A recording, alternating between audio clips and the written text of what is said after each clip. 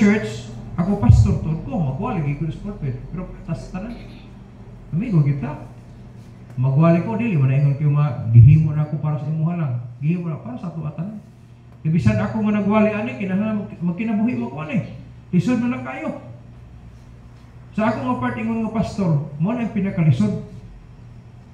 Kanang pag-apply sa akong wali. Kaya lang ko mga membro nagtanaw sa ko. Hasta mga believers nagtanaw sa ako. Dapat asawa nagtanaw sa ko. Dapat yung mga anak. Dapat yung mga parinti. Dapat yung mga kaubanan ako sa kining diri sa kuan sa church compound. No? Plus dapat Ginoo nga nagatiwa. Dapat nagtanaw yun. So, mo na pinakalisod. Kung sa kinabuhing Kristohanon, lisod, labi na pastor ka. Dili sa'yo. Kaya bisa kung saan pa nimo tarong-tarong nimo sa pagdala ang mga tao na agi mo against nimo. And after sayings nga, we cannot please all. Now, dili sila ganahan. Saan taban? Dali, na may magtarong. Manit, di mo nun. Natong di magtarong, saan taban? Ang pinag-importante, nagpadayon ta. Yan, sa atong pagpadayon, atong kuha ng mga obstruction. So, sanay sa mga obstruction sa atong kinabuhi, no? Sa pag-ampo. Debts unpaid hinder your prayers. That which is borrowed, kanang hulaman, iuli na siya. Or gotten wrongly, or bisan pa og na bit-bit nimo nga, kabalon chukon dito imo, nasaypan dito nimo, iuli, restore na siya. No? Then, siya, sinners getting right with God make restitution. Alam mo ang Luke chapter 19? Story mo na siya, may tungkol kang sa Kiyos, di ba? Kung basahon na siya, chapter 19. Yun siya, ang tao daw nga makasasala sa panahon nga makigtarong na siya sa Ginoo, mo-align siya para sa kahimayaan sa Diyos. Naagin siya restitution. But pasabot na i-restore niya. But pasabot ang glory, o kung sa ato pagbalik, ang katong glory nga nawala sa ilaha tungod sa iyang pagpabadlong o sa iyang pagpakasala. Sa dihang iyang i-correct diya sa Ginoo. So iya ginang ampingan nga mabalik niya ang himaya sa Dios. Kibali ang Ginoo malipay na sa iyaha. Anong pasabot ba? Mura po na kung naa kay nasad-an, kung nainahimo ka nga nasaypan nimo pagdala or nakabalo ka dili iuli. Ano ra na? Restitution ang tawagan. Restoration, no? Sa line term. Si Zacchaeus bitaw, sa dihang na-save siya, na-align siya sa Ginoo, ano siya, Lord, kung naamo ko'y natikasan, akong ulian sa tilok. Tanaw ko, no? Kung kita, tinod, nag-ilan natas Ginoo nga dili, kanang, mutalikod natas mga kasalanan, sa kinalan, malipay ng Ginoo sa tuwa.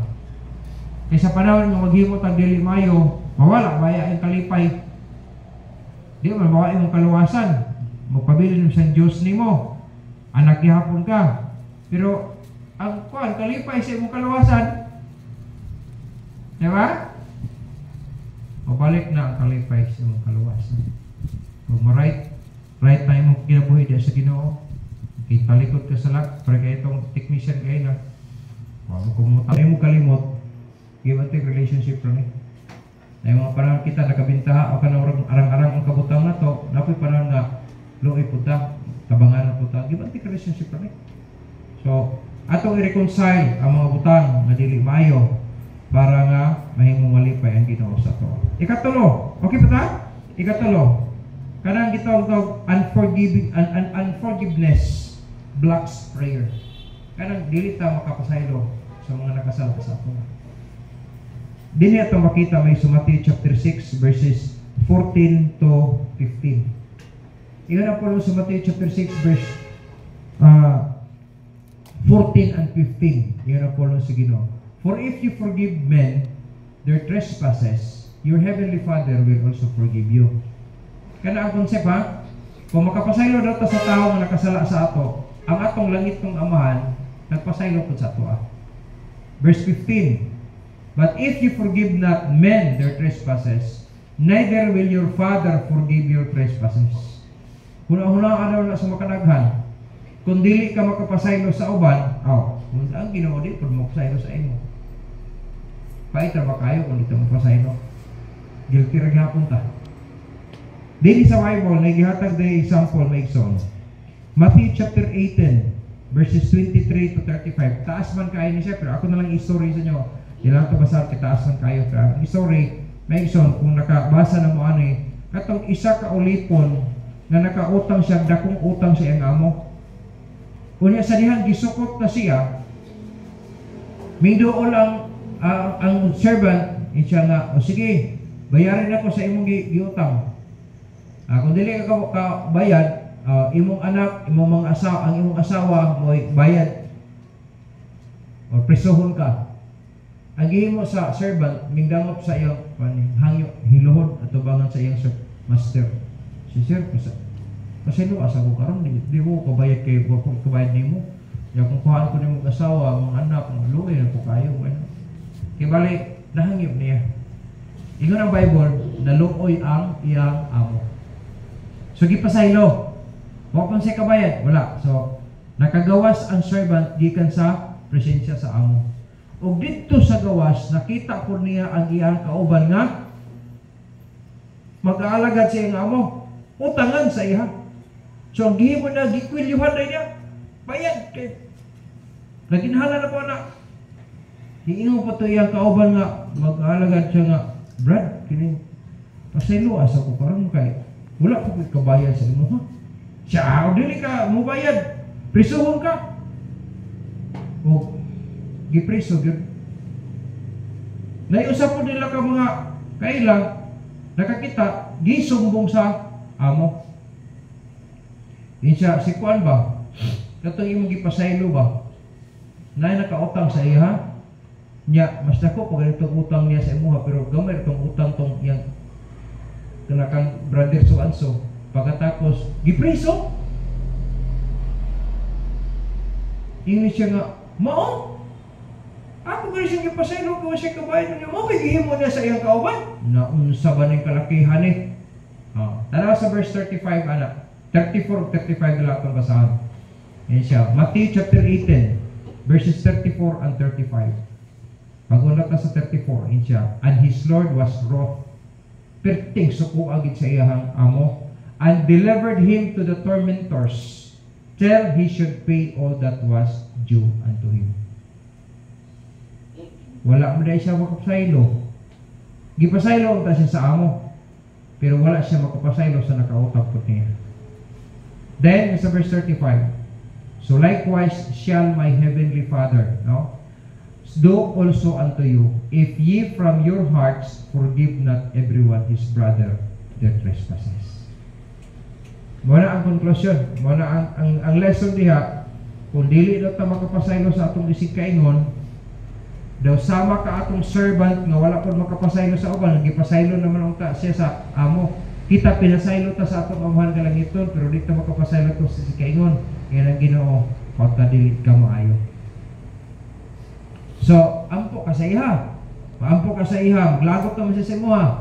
So, ma-blocks ang imuhang prayer. So, dili mo postro. Kaya na may blocking force. No? Nga imong gihimo. So, forgive if you would be forgiven. Then, how God hates grudges. Yun ang kulong sa Ginoo. So, kung na yung mga grudges sa kasing-kasing, imuha mo na ito nga, pasipay na siya.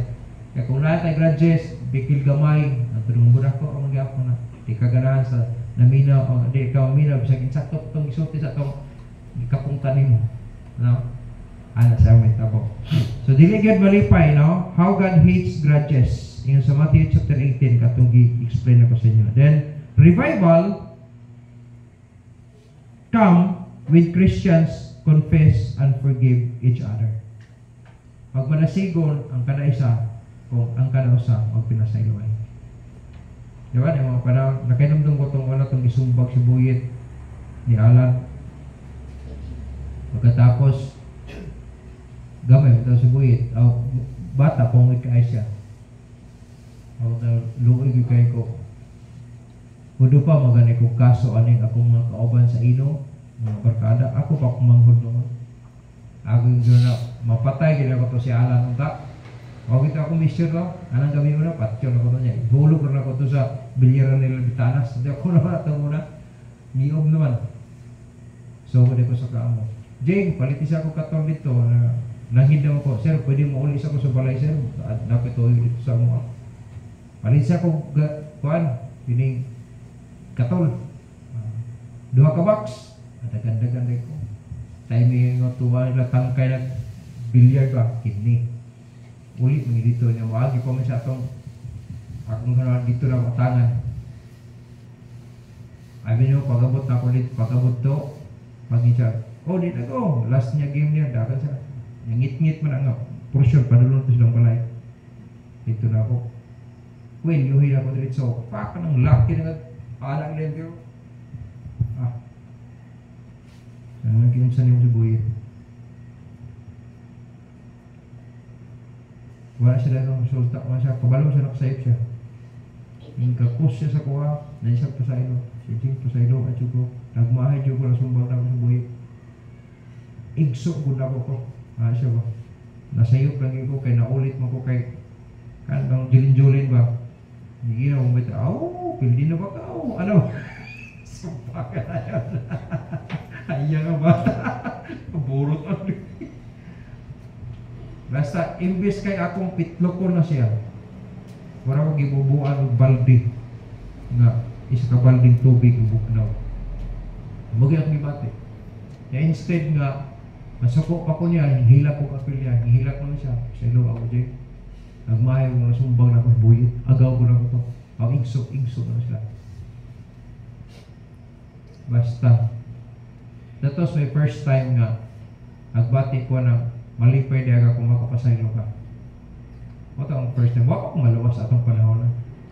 Pero nindot ang paminaw ni mo kung ikaw mismo tinor makaphatag o pasaylo sa imo nasatan. Nanrani. Ingon na siya na, Pastor, engineer. Ginatawag ko naman siya engineer kay. Engineer mo siya. Murag genetic mo to siya. Wala itong pagkabata, no? Ako na. Wala na ko. Kung napatay na ko to siya, wala engineer. Ang siya pag akong pinabuhi, kung napatay na ko siya. Akong punto niya ba? Nindot sa paminaw na to kung tinod ka makahatag o tinod ka pasaylo. Ano siya. So din ingon ang Bible, God hates grudges, no? Then revival come when Christians confess and forgive each other. Na kung makapasaylo ta, na may mga panahon nga na itaw dili mo doon sa imuha, kaya may pasaylo. Pero learn to forgive. Ay mga tayo na, ako daghan kayo mga panahon naglagot ko sa ilaha. Pero nag-learn yun ko, pasaylo na ko siya. Kaya tingali, na mga panahon nga, wala kong mga ipasaylo sa Ginoo, pero ipasaylo ko sa Ginoo. Nagabantay mo, na mga panahon nga, wala dili maayo atong kahimtang, atong gipanghimo nga, kabalo kita nga sayop atong gihimo ba, pero nga wala pang napamatch sa Ginoo na yun. Mariging sa limitations, no? Tungo na sa kaluoy sa Diyos sa ato. Dili kita makaingon nga, sila ra nakasala, kita na. Kabisan og naluwas ta, na yung mga parang sipyat dito diya. Na magamay og madako ato mga sa Diyos sa laman. Pero sa panahon mga kapasaylo daw ka sa nakasala sa imo. Na revival sa kasing-kasing. Malipay ka. Bisa pang dili ka doolon, kaya nakasala sila sa imo niya. Nasa imo kasing-kasing kabla pa mo pasaylo. In spite sa tanan. Diya yung naponsiro, revival comes. Gusto ka kung panasigon ka? Kung ano mga bugat sa kasing-kasing. Ano na revival sa kasing-kasing. Amen? Then the last one, katapusan na lang.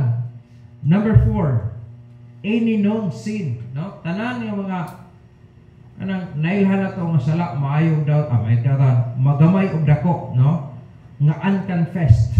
Nang wala na ito masugit sa Ginoo, unlamented, wala na ito wala na bangutan, then shuts up heaven. Buat pasabot, dili gihapon maminaw ang Ginoo sa imuha kung nag-practice gihapon ka kasalanan. Ikaw ra ginaba nasayin anak, kay bisan sa ato pangunaw pwede mo ta masayo. Di mo kita sa uban. Ikaw ra gid ang makadetermina og ang Ginoo. Kaya kabalo mo gid ang Ginoo ta. Pero yun ang follow sa Ginoo. Unconfessed na ganito ang sin, kanya unlamented. Kanang wala ka nagbangutan ba? Pero wala ka nagmahay nga nakahimo kag sayo. Yung na pulong Ginoo, it shuts up heaven. So dili siya maminaw sa imo. Tanaw ra sa Bible, Psalm chapter 66 verse 18. Ingon na pulong sa Ginoo sa Psalm 66 verse 18. If I regard iniquity in mine heart, the Lord will not hear me. So ang kalangitan mughilom. Dili ka na welcome sa imong paghangyo, Lord. Di siya malipay ana.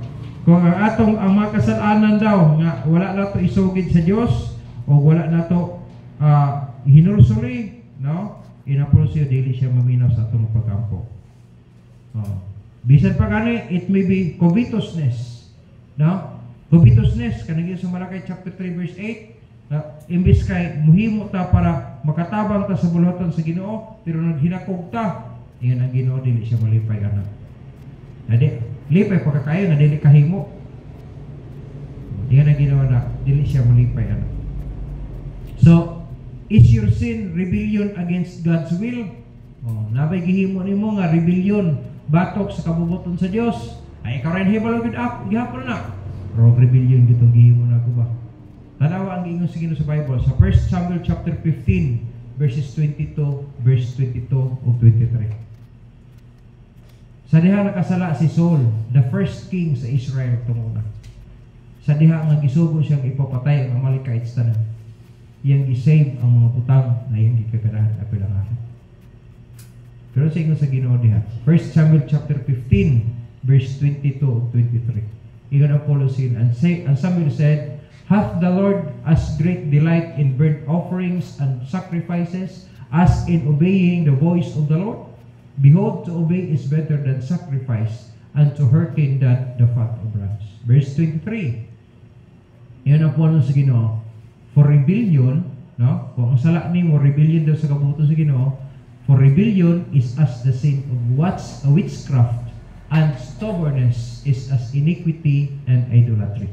Because thou hast rejected the word of the Lord, yung napolo sino, He hath also rejected thee from being king. Ug sa ato pa, tungod kay nagrebelde man ka sa Ginoo, i-reject mo ang kabubuton sa Dios, i-reject po niya ang imong paghangyo sa iya. So, tingin ba ayaw, no? Sa kung nakakay rebellion nga gihimo at tubangan sa Dios, napay solusyon anang taran. Heart turned away from the Bible. But pasabot, dili na ka musunod sa kabubuton sa Dios. But pasabot, mutalikod na ka sa kamatuoran. Kay kamatuoran mo ng Bible. Di kung mutalikod na kagikan anak, ingon ang pulo sa Ginoo. Proverbs 28:9. Ingon ang pulo sa Ginoo sa dihang mutalikod na ka sa kabubuton sa Dios, sa pulong niya, ingon ang pulo sa Proverbs 28:9. And siya, he that turneth away his ear from hearing the law. Imurang likay ang imong igdulong gikan sa pagpaminaw sa kabalauran, sa pulong na sa Ginoo. Even his prayer, bisan daw pa ang iyang pag-ampo, shall be abomination. Kuyaw na nanarabat ang ikinahanglan, kunya ang Diyos ang makasupply anang tanan. But even your prayer daw shall be abomination. Maigsoon, anak kanindot lang, no? Sa akong study, anak kanindot maigsoon, kaya naisolusyon. Pareha ba sa ito, makasala tayo, pero no, naisolusyon si Jesus Christ. Nasa nang ito, mo daw itong Christ manulas. Tanan nga sala ni mo, pasaylo o kalimtan. Pero sa dihang naluwas sa ka, nanay record po ang Ginoo sa imong mga kasalanan. Kung ang sala ni mo rebellion, kuyaw na, pinapulong sa Ginoo. O bisan pa daw ka nang di na ka manumbaling sa kabubuton sa Dios, iyon na pulong sa Ginoo, no? Dili na ka manumbaling, iyon na pulong sa Ginoo. Bisan imo pag-ampo daw dulong tanang sa iya. Ang solusyon, this will be the last verse. 1 John chapter 1 verse 9. Wala na kanindot kay naay solusyon. Mahimo man imo ng upat, ang pinaka-importante manay resolba, naay solusyon. Iyon ang Bible, if we confess our sins, He is faithful and just to forgive us our sins and to cleanse us from all unrighteousness. Kana makita na nga i-cleanse ka tungod kay na lamentation nga mahitabo na po confession nga imong himuon. Ginoo pasaylo ako. nasayop gyud ko. Muna pinakanindot, nag-ila ka, unya, imo nang tinguhaon nga, mulikay na ka anang mga sala. Then yung Ginoo, cleanse us from all unrighteousness. Sada na daw ang Kristo Christmas laws, i-cleanse beta, ipasaylo, nya, ikalimtan ang tanan. Manang kita utag justified. Karon kinakasala ka, sa dihang anak na kaniya, nagpabilin ka sa kasalanan, ingon ang pulo sa Ginoo, sa dihang confess nimo, o imong gihatag ang lamentation, but pasabot imo ginagihimo, imo gihilakan, no? Ayo kay nag-ila kang nasayop gid ka. Ingon ang pulo sa Ginoo, cleanse us from all unrighteousness. Pagsugod na po ka, hindot na sa. Sa mga Muslim pa, pag Ramadan na, hindot na sila. Mupatay na sila ng tao po, kaya pasayloon na sila pag-bus sa Ramadan. Mga Christians ta, dilita na dagan. Dapat, naluwas na ta, atong i-maintain ang kahinlo, dili ang pagkahugaw. Amen? Aron dili magubagan ang atong mga pagkahugaw. Dili sayang ang atong pagdangop sa Ginoo, kay kining upat, atong mga hinlusulan. Pag naamuntaan ng usa-taan ng upat, nagyapo hindrance. Kay ang pulong hindrance o ang pulong obstructs o ang pulong shut up, no? O ang pulong blocks, wala, dili gina maayo siya. Kay di mo makaabot dito ang pag-ampok. Kay i-hinder man niya, i-blocks man, no? O niya i-shut up man, o niya isa kana gitawag nato nga hinder, no? Na hindrance. So kung atong sabton maigsoon, di kalapos, dili makahatag ang Ginoo sa imong gikinahanglan. Kaya nga naman na may blocking force. So, atong i-confess, atong hinusulan, then po sa cleanse us from all unrighteousness. So ay mo kalimot maigsoon nga kada adlaw pwede man ta makahimo og sayo. Magamay man og madako, buhat, pulong ug mahuna. Wala gyoy exemption sa ato tanan. Reha kita. Wala mag-struggle gyud. Bisan sa ako magtudlo ako, pero mag-struggle gid ko kada adlaw. Kung mahimo lang ta, di ko makasayo. Buhat, pulo ko muna. Pero sa panahon na masipyat ka, natay, solusyon. Amen? Dahil pagsugot nga na hindrance ang atong prayer. Unaha ang atong paniwalay, insakto, dagan, ang imong responsibilidad, gikan sa bana, asawa, mga anak. Kaya kung na may servants, i-treat ninyo pag-uban. Tarungan ninyo pag-treat ang kauban ninyo sa inyong panimalay. Bisa pag dili na siya sakop sa imuhang relasyon, no? Kay sa kanang tapon na sa imuha kay na mag-alagad sa inyo, kay mag-serve kiba sa inyo, a servant. I-treat na to siya tarong. Kay tao gud gihapon na sila. Amen? Mga sa kwadre na mo koy mga adopted, makalipay lang kita sa Dios. Kay kung panahon umuhangit ta sa Ginoo sa pag-ampo, di ta makuha. Amen? Ayop nga nasabta na to na makinabuhi na to para si Maya sa Diyos.